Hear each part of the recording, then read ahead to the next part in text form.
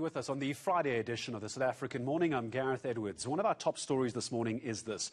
The former president, Jacob Zuma, going to find out today if his application to stay out of jail is successful. We know, of course, he is currently in prison, but could that change? The High Court in Pietermaritzburg set to deliver judgment on that. Zuma bringing the application on Tuesday, but was then forced to hand himself over to police very late on Wednesday night. So what does this mean politically? How does the ANC handle this? Bearing in mind, of course, the ANC are the ruling party as far as government is concerned. So two hats political commentator Oliver Dickson, I'm sure you will agree, is going to make this a very difficult time for the ANC. The comment I'd like to pick up on, just to get your thoughts as to what you think of this, the ANC hopes that Zuma wins at court, at the Constitutional Court. When you have the ruling party saying that they hope he wins in a case like this, what does that tell us about the ANC, who, as we of course know, majority party in government? Look, there's nothing inherently sinister about such a message, right? Because the ANC iterated the other day that they believe in the supremacy of the court and the Constitution. And so if that is the case, and it is the case that the court, through the Constitution, says that Jacob Zuma's stay of execution application is successful, then that should be something that we should all respect, right? And look, in this instance, it's okay to hope for a victory of a fellow comrade. There's nothing inherently sinister about that, but it should also then be the case that should he not win, that the ANC should accept that, like they previously have. And the ANC has done quite well not interfering itself with this. I mean, it did suspend quite weirdly its NEC meeting on the weekend. Jacob Zuma was supposed to make an appearance at the NEC meeting over the past weekend. And there were talks of a weird political compromise that could come about. We don't quite know what the compromise would look like, right? And there's really only one possible outcome should it be the case that Jacob Zuma doesn't win at all. And that is the compromise that the ANC will internally lobby for a presidential pardon in favor of Jacob Zuma. That's perhaps the only thing they could do, right? And presidential pardons, as we've known them historically, have always been about lobbying the president to see good reason to find for someone to be released on a pardon. And that's at this stage the only compromise that they could come to. But yet the ANC is in a position right now where it cannot be seen to celebrate the incarceration of Jacob Zuma, because there's an entire support base that Jacob Zuma still rallies, that the ANC still hopes to garner support from in the upcoming local government elections and going forward. It's not a support base that the ANC can afford to lose at this stage, given that they only have about, 57% of the national vote.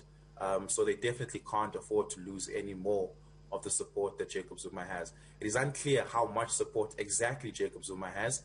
I can tell you, though, it's not as much as we've made it out to be.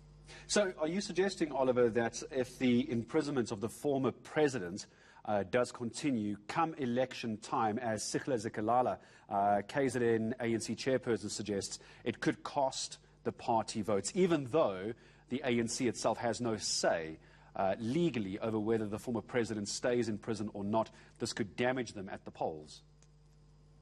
No, it certainly could damage them at the polls, right? But I don't think it would damage them to an extent that they have to seriously worry about it, right? In a local government election, they might lose one or two, metros that are relevant to them, like Pietermaritzburg, they might lose, Durban, they might lose, but not to the extent where they've lost complete power, right? And if we look at where Jacob Zuma's power predominantly comes from, it comes from KZN. KZN has not really always been the ANC's strongest province. In fact, for a big part of our democracy in the early days, KZN was not ruled by the ANC. It was governed by the IFP up until the early 2000s, right? And so the IFP still has a lot of sway over there, and this really has been about the IFP winning ground back. As you would have seen, Prince Buthelezi came out and called Jacob Zuma treasonous not too many days ago, right? And there might be overlapping sympathy for Jacob Zuma from IFP supporters. But at the end of the day, when elections come, those very same people are going to go back to the booth and make a cross next to the IFP mark. In fact, in Ngandla, Jacob Zuma's own area, they stood in the same line with him and nonetheless voted IFP, right? And so if the ANC loses in KZN, it would have lost not much. It would have lost only but the few votes it gained over the last, 8 years or so. And that would not be a significant loss. But nationally, most people will move on from the story, and most people will actually just, it would just really be something that happened in the recent past, and most people will vote based on bread and butter issues. Now, I'm seeing Mbazima Shilowa, electricity. Oliver, I'm seeing Mbazima Shilowa saying that it's a challenge for the ANC, not for the country, and we mustn't mix up the two problems in the country. Just very quickly, before I say goodbye, last 30 seconds, maybe 2 minutes, if you could, Oliver, just I'd like your thoughts on Ace Magashule, also in court today over his suspension as well. How do you see the party handling this? This is a very fragile moment for the party, right? If Ace Magashule loses and his suspension remains up until the end of his asbestos case comes, then it means effectively Ace is no longer a member of the ANC up until the next elective conference, because there's no telling when that court case will come to an end. It's only being heard in December of this year and judged, and it will probably be on appeal up until the Constitutional Court for a very, very long time. So that means Ace Magashule effectively can't participate in an elective conference meaningfully, given that he can't rally, mobilize, and any of those sort of things. If Ace Magashule wins, this is a slap in the face of Cyril. It's an egg in the face of Cyril Ramaphosa.